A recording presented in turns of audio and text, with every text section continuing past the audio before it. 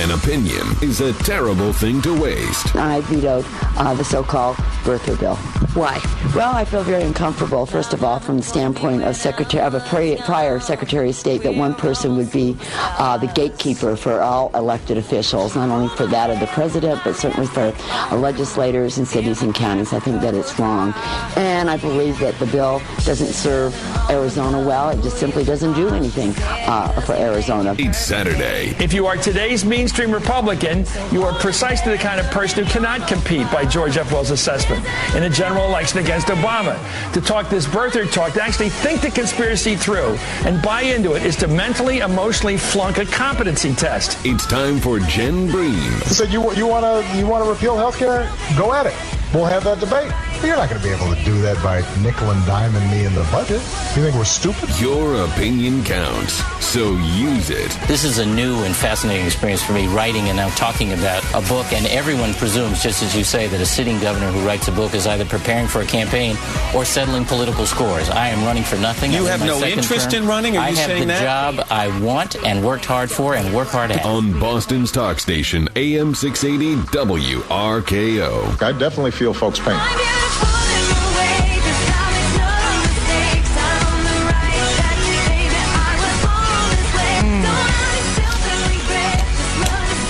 Crazy Lady Gaga. I actually like this song. I think it's a funky little tune.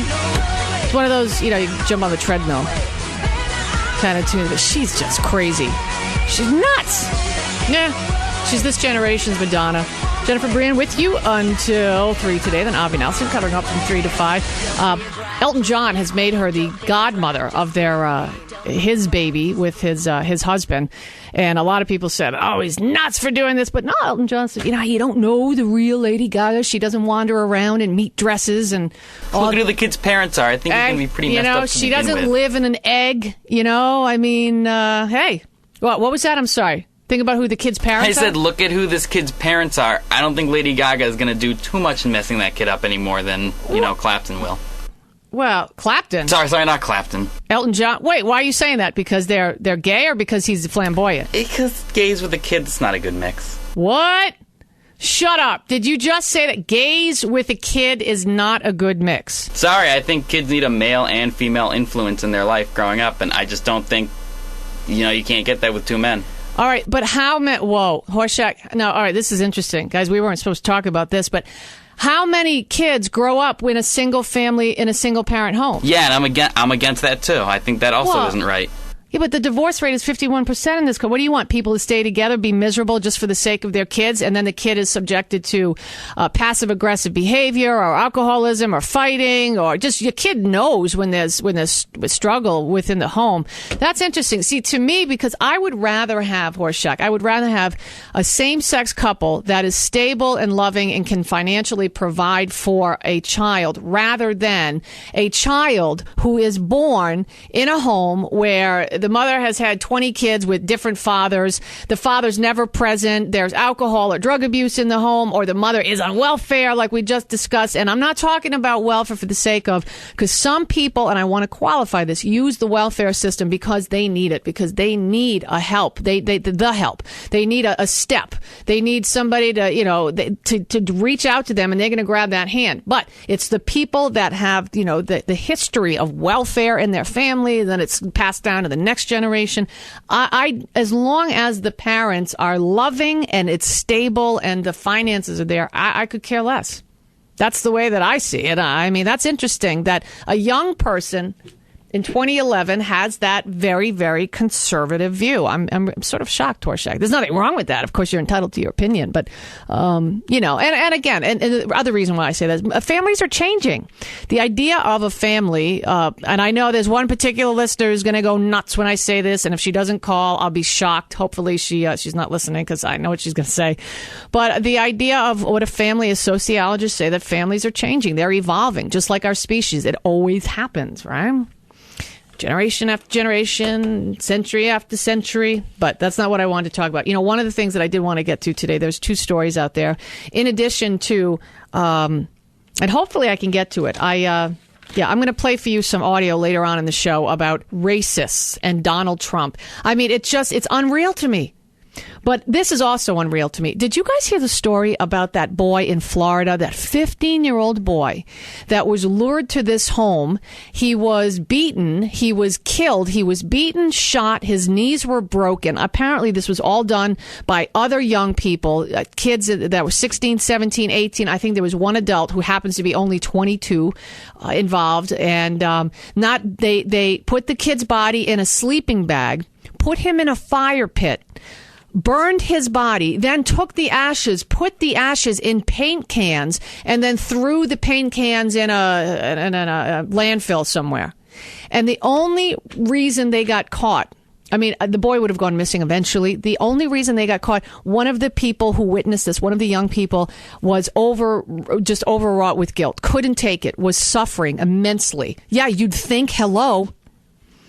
The other story I know, it's absolutely mind-numbing. All the people involved were young. And you know what this was about? One guy hated this 15-year-old kid, and it had to do with a love triangle. There's another story that I talked about earlier in the show from Baltimore, right? The McDonald's. And I said, you've got to go online and see this video. These two young people, one girl is 14. I don't know. I don't know how old the other girl is. One girl, 14 and 18. Yeah. They're investigating police are investigating the beating of a 22-year-old male. He was transgender. He was in the bathroom at McDonald's. These girls beat this guy so badly, he had a seizure. Other young people looked on, did nothing. It was a woman that was middle-aged. I would say she's probably in her 50s. Yeah, maybe 50s. Well, a little older than middle age, 50s, early 60s. And she tried to intervene, and the attackers pushed her away. Now, guys, I ask you this, and I ask you this on Holy Weekend, and I am dead serious. I seem to feel religion seems to be a generational thing, a belief system. Culturally, when you look at society right now, I asked a young person what Palm Sunday meant. Person said to me, "Oh, it's the week before Easter." Well, at least they knew that, right? It's the triumphant. I mean, if you're a Catholic Christian, it's not that you would know your history, but, my point being, young people don't know basics. The triumphant entry of Jesus into Jerusalem, and story goes. Okay, I asked another young person, what does it mean yesterday at 3:00? Many of you know what 3:00 means if you were raised a Catholic. That's, it is finished. It is done. Jesus died, and, the heavens opened and so on. If you believe that, that's what this weekend is all about. I don't know. These young people don't know. And frankly, they don't care. They don't care. So when you have a weekend like this, when everybody is being politically correct, Diane Sawyer, it's Happy Spring Weekend. Seattle, spring spheres. Not even Easter eggs anymore. What? You've got kids committing crazy violent crimes, desensitized to any sort of, I can't, this generation is lacking a spiritual connection. I see it. I don't know if it's real in your world, and I don't know how parents raise their kids these days. I don't know what you do in your home. This is what I'm saying. I don't know what particularly you guys do in your homes to try to ensure that that this generation embraces something instead of this hedonistic, crazy-ass behavior. Anything goes. They're entitled to everything. They can have everything. Van Jones is running around telling them they're gods, right? They're gods. They don't need to respect their elders. I don't see my mom said to me last week, the week before last, she was dating somebody in high school, and this Irish guy at the time she was madly in love with, somebody ticked him off. They were in a car. He chucked somebody the bird. She said, I was so upset and horrified. I was going to die. She said, I thought I was going to die. That was giving, the one finger salute. That's nothing nowadays. It is nothing. I ask you this. Do you see what I see on Holy Weekend? And I mentioned this on Michelle's show. On Palm Sunday, I was stunned at the lack of people in church that were under the age of 30 or 25 for that matter. Everybody was, I would say, 45 plus. 45 plus. Catholics come home, a big push right now, right? They're trying to get people back into the church. What is the demographic they're reaching for? What, guys, tell me something. Are we doing a disservice to this generation? Is it you and I? You know, I get behind this mic week after week after week, for as long as they let me, and I talk about issues that I think you find interesting. Sometimes the conversation gets crazy. Sometimes it's disrespectful. Sometimes it's heated. And I wonder, am I part of the problem? Are we part of the problem? You know, we're not always, it's not always tame. I like it like that, personally. But am I part of the problem? Are the people, Jay-Z and all that rap junk, the swearing and I'm talking about, the swearing, the degradation of women, whether it be in rap or other videos or movies or whatever, porn. I mean, I know I sound like a fuddy-duddy, but I'm trying to figure out why on this Holy Saturday we've got a generation of people that are out there acting crazy, committing sick, demented crimes, and nobody's seen these kids don't seem to care. On the Cape, was it 2 years ago? And then I'll get to the phones. There was a situation where this boy, he was a big drug pusher, if you can believe this, in a high school, Barnstable High School. There was an issue over $10,000. These kids took him out back. Some kids, some teens and adults, took him out back in the woods to another. They dug a hole, executed him, shot him, put him in the pit, burned his body, tried to get away with it by burning his body, stole his money, and then went home like nothing happened. Oh, no. Wait, I'm sorry. They went shopping first.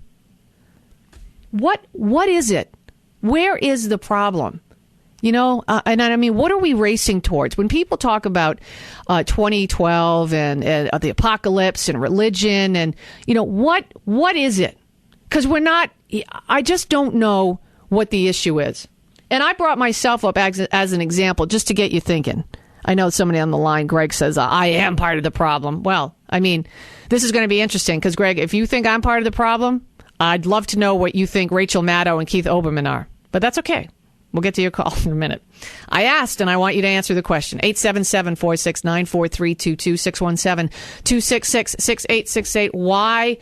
Why is there a generation of young people not connected to something spiritually? And how do we get them connected? What is the answer?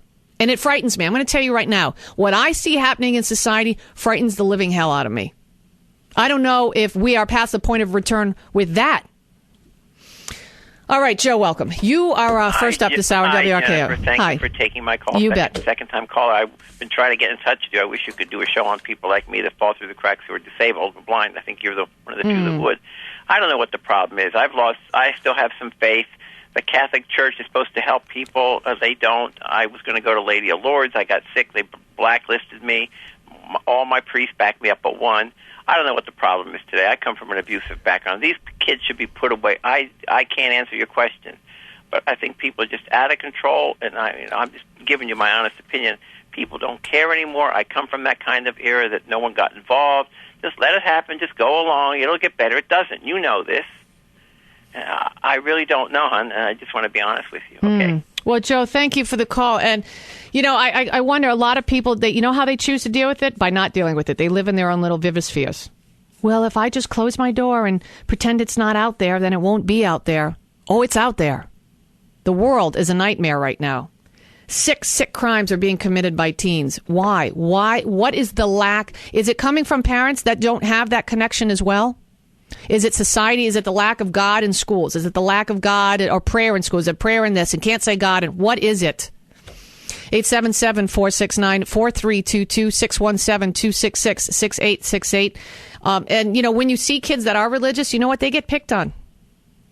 When you see kids that believe and go to revivals or these Christian camps or whatever it be, they're going on retreats, they get picked on. That's what I see. Greg, welcome. Line 3. Greg, welcome. You're on WRKO. Go ahead. Hey, Jen.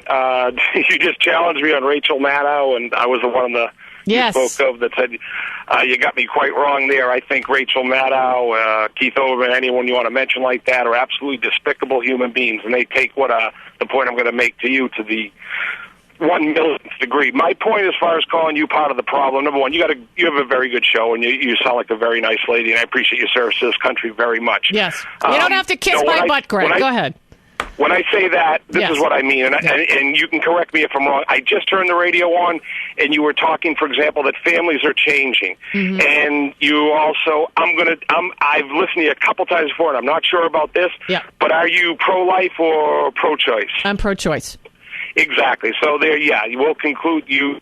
All right. Then my point I will try to make now. Yes. You talked about Van Jones talking to kids that they're their own God. Yes. Well, I'd say people like you, and again, I don't want to say don't take it personally. Maybe it'll be aggravating.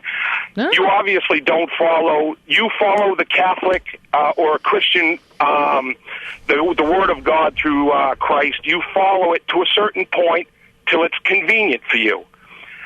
In other words, you certainly know Catholic Church, Christians do not. God would be horrified by abortion.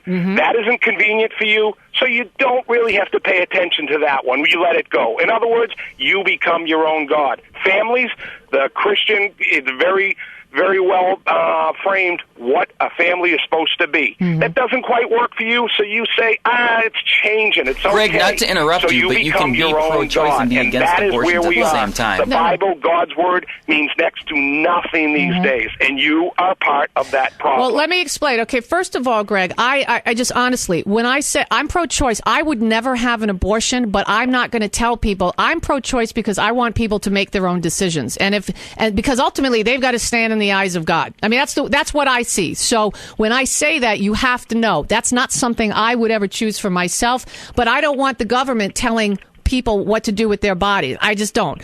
In terms of families, yes, I believe that the nature of families. See, to me, Greg, and if I'm part of the problem, then I'm part of the problem. I think it's all about love, because I've seen a lot of families where you've got the mom and the dad, and that family is so dysfunctional and sick on the inside, but everything looks perfect, and it's exactly what Christians want, and it's disgusting. Yeah, you can have a single mother or a same-sex couple who raises a wonderful child, and it's all about the love. So in that way, then yes, I am part of the problem. But as far as, abortion, but again, Greg, I'm live and let live. I let people live the way they choose to. I'm not going to tell anybody how to live. I know how I want to live, and I live that way. Do we have, so as, if people that are spiritual, Greg, see, I don't feel as though, and I hate people that do this to me. I got to tell you how to live your life. No, I'm not going to tell you. Make your own choices, Greg. And I think people are making their own choices based on nothing. And that's what I wanted to. They don't have any moral parameters. There's no spiritual guidance. There's nothing. It's not there. And I see it in this generation of people. Do you? Yeah. Without a doubt. I mean, you'd have to have blinders on completely not to see it. This world's going to hell in a handbasket at warp speed, and again, it's pretty obvious to me where the problem lies. When you talk about, again, how families are. Yes, there's going to be dysfunctional heterosexual coupled as the Bible would have it. But I'll take those odds any day over what we have today, the mess. And again, going back biblically, you talk about homosexuals raising children. Again, the Bible points out very clearly where it stands, and there's good reasons for it. I sure as heck wouldn't want my kids, if anything happened to me, I wouldn't want them raised by Bonnie Frank and his lover, or Elton John and his lover, being every day. That's the world they see. I'm sorry, paint me as a freak, but at least I'll tell you where my guidance is coming from. My guidance is coming from that Bible, and just as I walk with common sense and what I see. I don't think you're but again, I am not my own God. I will take, based on trying to keep an open mind, reading the Bible, and trying to have that faith and going on God's word. Well, Greg, thanks for the call. I don't think you're a freak. I wouldn't want my kid raised by Barney Frank. I'm just saying. No, seriously. Who would? Oh, my God. Can you imagine? What a nightmare. Alan, welcome. You're on WRKO. Go ahead. What is wrong with this generation? Where is their spirituality? Jen, I hate to tell you, but I'm going to follow up with your previous caller. Yes. Do you think it's right that the U.S. government tells women that they cannot shoot heroin into their veins? Do I think it's right that the government tells I don't think that the government should tell anybody how to live, honestly. So it's perfectly all right for heroin addicts, cokeheads, No, it's not. It's not. But listen to me, Alan. It's not. But that's their own choice. Right? So we all have choices. When it comes to drugs, your views are totally libertarian. When it comes to many things, my views are, if you want it, like, for instance, suicide. Well, here's the thing. Okay. Yeah, I'm very... I'll go with your views. I'm very... Yeah. But the government does say you are not allowed to shoot heroin in your veins. Mm-hmm. You are not allowed to put a gun to your head and pull the trigger. But you are allowed to rip a fetus, a human being, out of your womb. This is very convoluted. Alan, what did I say? Listen, what did I say? Did you hear what I said? I just heard, you're pro-choice. Because... But you would never have, I hear that from politicians all the time. Well, it's the truth. The bottom line is these politicians do regulate the way we live. There are laws. When it comes to common sense laws where we've had over 42 million abortions, 42 million... I mean, wrap your arms around that number, where the black community is decimated by abortions, where over 60% of all black women in New York have abortions, where their birth rate has gone down because of abortion. Okay, let me ask you this, Alan. Let me stop you there. Now, do you think a woman who is raped should have an abortion? I think rape and incest, as much as I despise it, I would give her that opportunity because of the psychological damage of having her father rape her or her brother rape her or a neighbor. I understand in that case. I really can. I'm not inhuman. All right, and then as a form of birth control, which is 98% of abortions. See, the thing with people they always go to the extreme, like gay marriage. Oh, well, do you want them to have two drug addict parents? No, we want them to have normal parents. But we don't want them to grow up with two dads or two moms. We want a mom and a dad. Okay, but Alan... Because it has a conducive, a structured, a good foundation in society. And we are breaking down every societal norm that America was built upon. Alan, thanks for the call. I need to take a break. I also, though, think, Alan, I'm not going to blame the homosexual community for lack of spirituality in youth. That's crazy. But let's look at the divorce rate. People hate it when I say, oh, I'm pro-choice, but I would never have it. See, that's the thing, Alan. People that are spiritual, choices have consequences, and everybody's got to answer for what they do. And, the same people that loathe abortion don't want to give middle school kids who are having sex condoms. Can't even stand it. It's like almost people live in fantasy land. You want one thing or you don't want one thing, but you don't want the other. Kids aren't going to, abstain, and not everybody is. I mean, it just. All right, we're going to continue this conversation. 877-469-4322, 617-266-6868. So obviously, my views are part of the problem. I don't think that homosexuality and abortion necessarily is causing the lack of spirituality in society. Are they good things? It depends what your view is. We'll continue. Why are young people so devoid of spirituality? We're talking about this Holy Weekend here. Tomorrow is Easter. Jennifer Brien, right here. We'll continue the conversation on Boston's talk station, AM 680. Also Passover. It's WRKO. Here's 2:35 at WRKO. Jennifer Brien with you until 3 today. Talking about a generation that's lost, I think. Totally lost. They have no spirituality, completely devoid of anything, any idea, really. When I go to Mass in the morning, hopefully I can get to an early morning Mass, a sunrise Mass, and not too much sun tomorrow. I doubt I will see very many young people, and that really makes me sad. They don't have to believe what I believe. They don't have to believe really much of anything, as long as there's something there. Something other than an iPod, an iPad, an Xbox, a PlayStation, a movie, a girlfriend, a boyfriend, whatever. I don't get it. Where did we go wrong? I mean, as a collective. Donna, welcome. You're on WRKO. Go ahead. Hi, how you doing? Good. Okay, let me tell you how we lost this generation. Yes. Our generation lost this generation because of the gray lines. It's either black or white. You either believe in abortion or you don't believe in abortion. You either follow the rules or you don't. People stopped going to church because they were so busy with their greed. You had to have more stuff.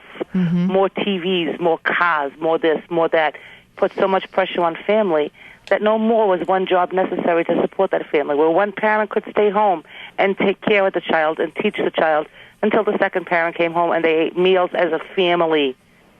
So greed, you think that stuff. But then ultimately what you're saying, though, is, Donna, and somebody said this to me a couple weeks ago, that mothers are to blame. Because mothers, and I said, well, wait a minute. I mean, is it mothers per se, or is it just this hunger for more stuff? Because the mother now has got to work.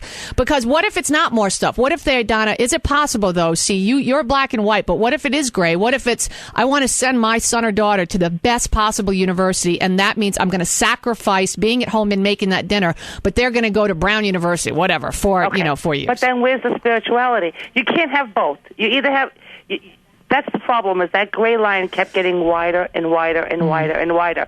Okay, well, I want to send my kid to the best university, so I'm going to work on Sundays instead of taking my kid to church. But don't you think it was worse in the 60s with peace, love, and everyone having sex? Didn't it get really bad, and then people sort of pulled back and got a little more conservative? And then in the 80s it blew up. It blew up because, okay, so it's not a big deal if she has sex before marriage. Of course people are having abortions left and right. They're using it as a means of birth control. It's no. Premarital See, sex I honestly is no. don't know. I don't Abortion know. is no, but I'm going to tell you how we can fix it, because we can still fix it. If anything, this weekend should teach anybody who believes in God and in Jesus Christ is that He died for us. So obviously He'll do anything for us. This is the weekend that we should all stop and say 12 words, 12 tiny words. I consecrate myself and my family to the Sacred Heart of Jesus Christ. And I guarantee you, if everybody did that, things would change. You know what, Donna? Thanks for the call. I'll settle for 2 words. Thank you. How about that? Thank you. Just look up. Thank you. Or look at a tree. Thank you. Whatever. So I don't care what people believe in, but something is not there. It's 877-469-4322, 617-266-6868. A lot of people say, oh, it's a Catholic abuse scandal. I know somebody who is very, very down on the Catholic Church, and I wonder if this person had children, would this person raise kids in that way? Let's see. Paul, welcome. You are next up on WRKO. Thanks for making the call. Go ahead. Well, good afternoon. Yes, sir. Good afternoon. When I was a younger man years ago, I was forced to go to church and pray and things like that. Physically I was there, but it was lost on me. And I think that's the way it was back in those days. It was an image, Today, kids aren't going to church, but really it's still the same idea, because I didn't learn anything as a young man in church. It was only until I became an older man that I became more spiritual. The hourglass started. But the foundation was laid. But Paul, can't you say that foundation was laid? And you like, for instance, when you got older, you might think, well, does my higher power or God or whomever want me to, is this right? Maybe this is bad. I mean, you know what I'm saying? Something was, as a young person, there in you already. No, No? I can honestly say when I was in church, I learned absolutely nothing. I daydreamed the whole time. There was nothing there. I think the problem here is I blame feminization. Yes. Even today, the emasculation. Yes. I watched these younger men having families, and they're afraid to yell at your kid in the store. I remember walking in the supermarket with my mother and doing something wrong and getting a smack in the back of the head by mom or dad. It's not abuse, but a little smack. And no one looked at your parents cross-eyed for that. They were probably applauded for doing so. Yeah, well, now, see, sadly, thanks for the call. It's not politically correct. You can't touch a child, and that child has a cell phone thanks to you. Why, I have no idea. And they can call 911 and say, I'm being beat by my mom or dad. Dan, welcome. You're next up on WRKO. Go ahead. Hey, how are you? Good. I'm a 19-year-old kid, and I am a very spiritual person. And, I was just listening in and everything, and I was kind of just thinking, there's a lot of people like me out here, and I've been spiritual for a lot of different reasons. I've been lucky enough. I've gone to Catholic school my entire life. I'm in college now and everything. And I just it's something that you can always ask the question, why are kids not spiritual these days? Why is it that, we're going to, the future is looking so bleak now and everything? But I think a lot of it stems from, when I look at me and my friends that are all spiritual, it comes from home. And it's really something that you can't just, blame people of my generation for, because it really is a problem that is stemming from generations older than me, my parents' generation, everything, because the kids who are like me and who are spiritual, they're coming from really good families that have been spiritual at home, that have a good religious background and everything. And, we're the ones, like me and my friends who are spiritual. I go to a mass every night, every Sunday night. There are about 300 kids my age that go, and we're the ones that are making a difference. We're the ones that are going to be leading this country and everything. And it's because we have come from good families. Well, you know what, Dan, let me challenge you. First of all, I'm not blaming you for anything, but there is certainly a devoid. And I mean, I see it. I see it all around me in society. And while you are a special guy, I say that because you're connected to something and your peers might be, and those 300 people that you go to the service with you might be. But for the most part, there are a whole lot of kids out there. And I don't consider you a kid. You're a young man. You could go to war. There are a lot of people out there that aren't connected to anything because it's a me, I, generation. And it's not your fault per se, but it's just who this generation is. And believe me, the X, the Y, the Z generations have been done a big disservice by my generation, the 80s, the 70s, and the 80s. There's no doubt about that. But right. Dan, how do you... I see. How do you get to kids that aren't where you're at? How do you pull them back? Because a lot of kids come from good families and still they're not connected. Exactly. Yeah. I mean, and it's something that, you really gotta and I totally understand. A lot of people are more me and everything, but it's one of those things.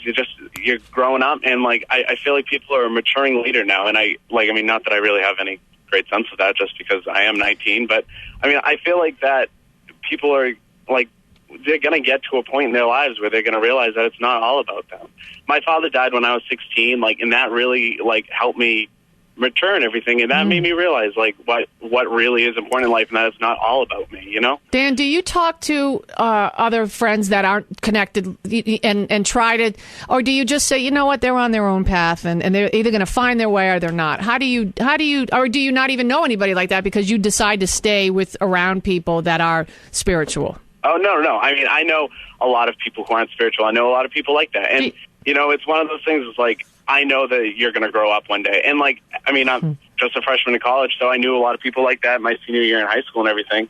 And now talking to them, we're home for Easter now and everything, or talking to them over spring break or winter break, a lot of them have started to mature, and some of them have gotten worse, too, But, I think of a way to connect to them. It's just, you really can't do much about it. You just, gotta just let life take its course. Dan, I wish you the best of luck in everything you want to do, and I hope you do make a difference in the world. And I'm sure that to many people listening today, you gave them a little bit of hope where maybe there was none. So thanks for making the call. I really appreciate it. You have a wonderful weekend. You bet. Greg, welcome. That was very nice. Greg, welcome. You're next up on WRKO. See, we have a little bit of faith, a little bit of hope here today. Go ahead, Greg. How you doing? Good. I think it's my opinion is the deterioration of the libertarian principles, which have, carried traits such as individualism, and just brought upon, so much, even innovation. It's this whole, we just seem to be... You think politics is destroying a generation? That's what I'm trying to say. Yes, I really do. The libertarian principle, I think, is what is so special to this nation in the ability to practice such a political movement. Well, but we've had, all right, just think about this though. Prior to Obama, we had 8 years of George Bush of and while Congress was, run by Democrats for a good while, we had a conservative president, and we still have a generation of kids that are wandering aimlessly out there, not either going to mass or just worrying about the computer or worrying about who they're going to have sex with, and not coming home for Easter weekend, not knowing what the hell Easter? Oh, I'm just going to get a good meal, and my mom's going to wash my clothes, and I get to sleep in. What? Because in my opinion, they'll preach family values, anti-abortion, this and that. But do you think they really care about this stuff? I mean, with the amount of money that they're sending overseas, which seems to be the top priority over anything, and it just seems like the infrastructure, they don't even care about the roads we drive on. I mean, these things are going to fall apart any day. You're right. They literally are. Greg, they all care, and I believe that. All politicians care about, for the most part. There is no Mr. Smith goes to Washington anymore. That's dead. It's gone. I don't even know if it ever existed. Because once you become part of the machine, you become transformed. Everybody's worried about their agenda, their power, the structure. There's no doubt about that. And, I mean, is that the problem then? Is that in a bigger picture? What politicians mean, who they are, what they mean to this country. It's a really difficult question, and it fascinates me. 877-469-4322, 617-266-6868. I died when I asked my friend, I asked her, her kid, what did Palm Sunday? It's the Sunday before Easter. I'm even afraid to ask if you happen to know what tomorrow is. What does Easter mean? The Easter Cadbury eggs? Oh, my God. I die. I don't even want to ask the question. All right, we'll continue this conversation on the flip side of this quick break. Jennifer Brien, right here until 3 on Boston's talk station, AM 680 WRKO. If you're on a... 253 at WRKO. Tim, welcome. You're on WRKO. Go ahead, sir. Hey, how you doing? It's a good topic that you have on today. Really quickly, because I know that you're running out of time. But yes. I'm a pastor in the city of Boston, and I was a youth pastor for many years. And there's two things that I can tell you. The first thing that I can say is this. For a lot of young people today, you have to show them the relevance that the Word of God has to their life.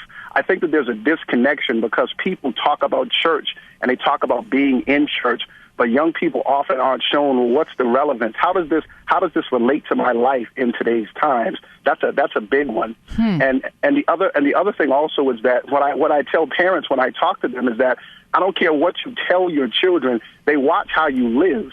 And for many parents, they say one thing, but they live out something else. And to young people, that's the worst thing that you can do. If you want me to have your values, then I need to see those values lived out in your own life and not just talk to about them. That's a really big thing. How do you, Pastor Tim, how do you make them understand how God is relevant in their life? How do you begin the process? Well, I can take a story and I can show them, give it a modern day relevance. I'll give you a perfect example. Let's take Jonah and the example of Jonah. Jonah was a prophet. He ran away from God because he didn't want to do what God asked him to do. He gets on a ship. God sends a storm on the water. Now, what I show the young people is that now there were other people on the boat with Jonah. Okay, God was upset with Jonah, but everybody who was with Jonah, their life was upside down as well. And then I asked them the question, how often have you connected yourself with someone who's had a lot of stuff going on in their life, and it's also affected your life as well? So what I'll do is I'll take the scriptures and I'll give them a modern day relevance, Gotcha. And when you do that, then they begin to say, okay, I understand what you're talking about. Tell me something. What do you think that it is? A lot of people are saying, "Oh, it's the issues in society. It's a homosexual marriage. It's abortion. It's having sex, premarital sex." Are those really the things that are keeping young people disconnected from God, or is it just a lack of maybe spiritual education, or is everything connected? Well, I think that when you talk about the issues like homosexuality and divorce and things of that nature, what you have to understand is that in the past, no matter what you believe, there was a standard that everybody adhered to. Everybody believed that there was a God, and that if you didn't do the right thing, you answered to Him. And now what you see is more of a, God didn't necessarily create me, which means that I can live however I want. If you don't have a standard, the only thing that you do is you have chaos.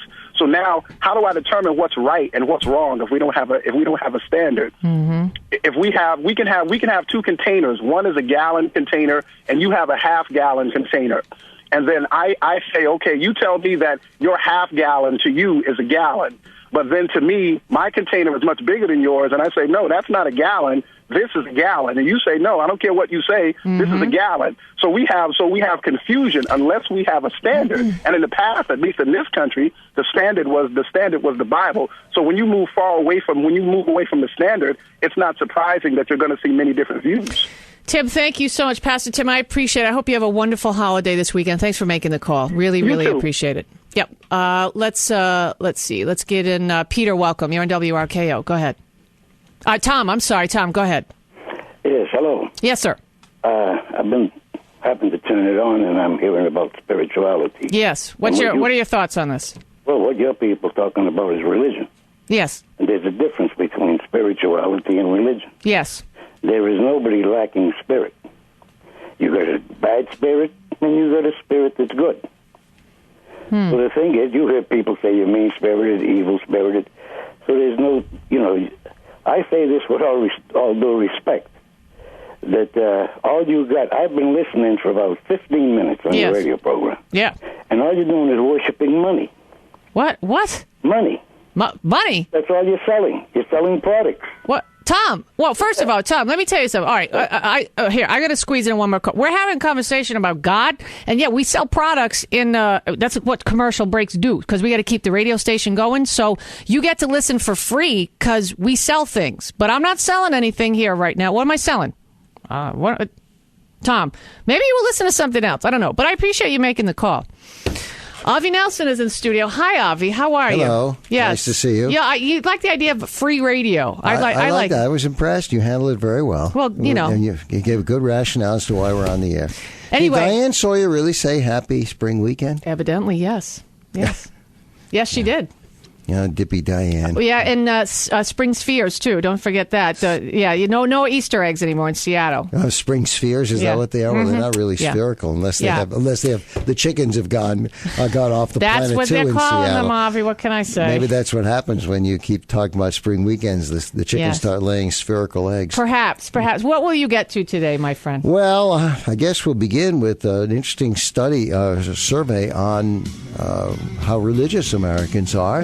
And then we may talk about the marathon, the Boston Marathon, and there's Libya, and there's the privacy issue with the cell phones. You probably heard about that. Yes, that they're tracking your every move. I don't care. You don't care? I'm not doing anything wrong. Really? Right? Isn't that the mindset? Oh, if you're not doing anything wrong, what do you care if they track you? Well, let them track me. My life is not entertaining. But what if you want to change and do something wrong and get racing, then and then I'm all of a doomed. sudden... I'm doomed. All right, Avi Nelson coming up right here. I'm very interested to listen to the show today. We'll have a great weekend. Hopefully, you guys happy Easter, happy Passover. Avi Nelson coming up on WRKO.